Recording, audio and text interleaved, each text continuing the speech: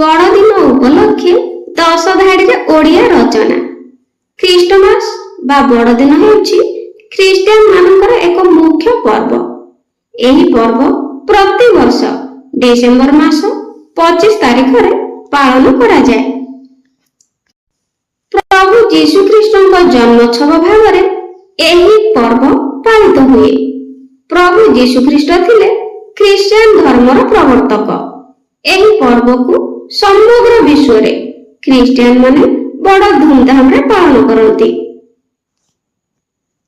ଏହି ପର୍ବର ଆଗମନ ପୂର୍ବରୁ ଲୋକମାନେ ଗିର୍ଜା, ଘର ଓ ଦୋକାନକୁ ଅତି ସୁନ୍ଦର ଭାବରେ ସଜାଇଥାନ୍ତି।